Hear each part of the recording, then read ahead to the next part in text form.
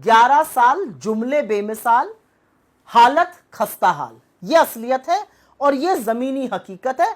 आप शहर में गांव में चले जाइए, लोग आपको यही हकीकत बताएंगे।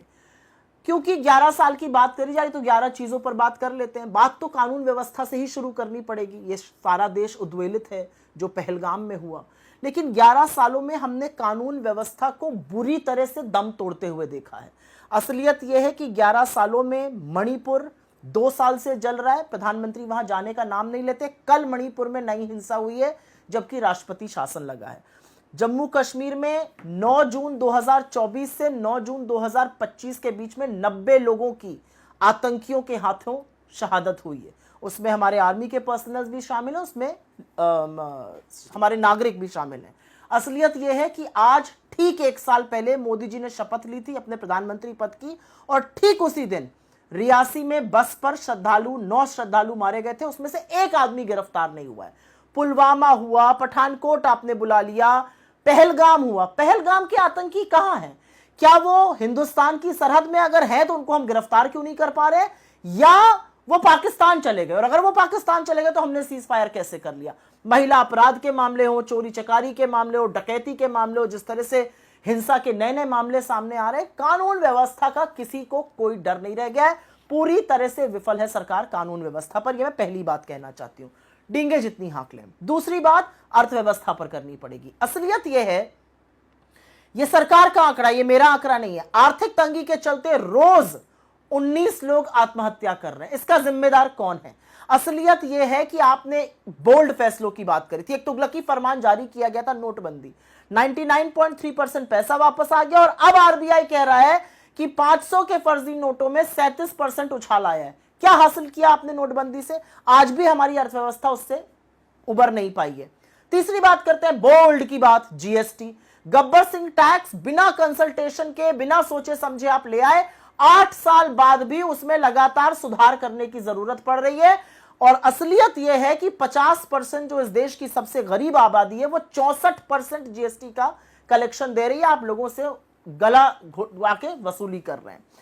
अब बात करते हैं, हम भाई चौथी लार्जेस्ट इकोनॉमी बन गए, अच्छी बात है। एक दिन ऐसा है हम दुनिया की लार्जेस्ट इकोनॉमी बन जाए। Economy will keep growing because of our population, लेकिन हमारा पर कैपिटा जीडीपी क्या है? जिस ब्रिटेन की हम बात करते हैं हमने उसको पछाड़ दिया, उसका $58,000 है, हमारा $2,500 है। जापान हमसे 8 गुना 10 गुना पर बैठा हुआ है।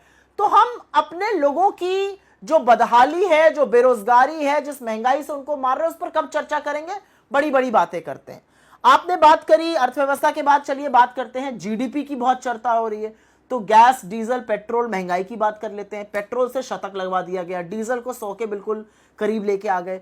गैस ऐसी है कि लोग गैस को, चूल्हे को रखकर अपने यहां सुशोभित करके रखा हुआ है, खाना चूल्हे पे पक रहा है। ये सरकार के आंकड़े, अगेन ये मेरे आंकड़े नहीं है। महंगाई से ये देश त्रस्त है, महंगाई से औरतों की बदहाली है। और असलियत ये है कि ये सब आंकड़े प्रूफ कर रहे हैं।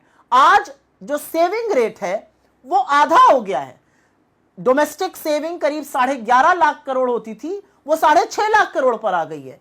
आज जो लोग अपना सोना गिरवी रखकर घर चलाने को मजबूर हैं, उनकी संख्या में 71% बढ़त हो रही है। कोई क्यों अपना सोना गिरवी लेके घर चलाएगा? क्योंकि उसके पास आज की तारीख में इतनी आमदनी नहीं है और महंगाई बढ़ती जा रही है। बड़ी बड़ी बातें हो रही हैं। तो चलिए कोविड की बात करते हैं।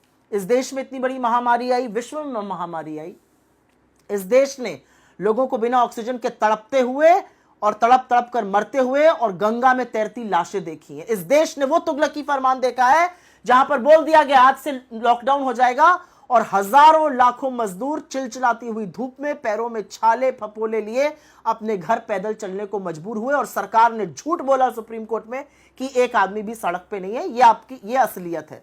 बात बिना किसान के किए तो हिंदुस्तान में पूरी नहीं हो सकती। 750 किसान अपनी मांग करते हुए आपकी नाक के नीचे शहीद हुए। एक पूर्व गवर्नर का कहना है, और मुझे नहीं लगता वो झूठ बोलेगा, झूठ बोलते तो आप उसका सच बताइए, कि आपने कहा वो मेरे लिए थोड़ी मरे। उसके बाद भी ना आपने उनको एमएसपी दी, अभी तक कानूनी एमएसपी की घोषणा नहीं हुई है, और फसल बीमा से आप अपने दोस्तों को फायदा पहुंचाया, किसान को कुछ नहीं मिला। आज भी किसान अपनी फसल का उचित दाम मांग रहा है। आपने पिछले 11 सालों में चुनी हुई सरकारें लगातार गिराने का, लोकतंत्र का दम तोड़ने का, एक निष्पक्ष जो मीडिया था उसको गोदी बनाने का लगातार काम किया है। पिछले 11 सालों में हमने बड़े बड़े जुमले सुने, 100 स्मार्ट सिटी आने वाली है, फला होने वाला है। वो सारे प्रोजेक्ट धीरे धीरे दम तोड़ते गए, उनको धीमे धीमे फाइलों में बंद करके रख दिया गया। ये सारे प्रोजेक्ट अब बंद हो चुके हैं। असलियत यह है कि पिछले 11 सालों में एससी, एसटी, ओबीसी के खिलाफ लगातार अपराध के मामले बढ़े हैं।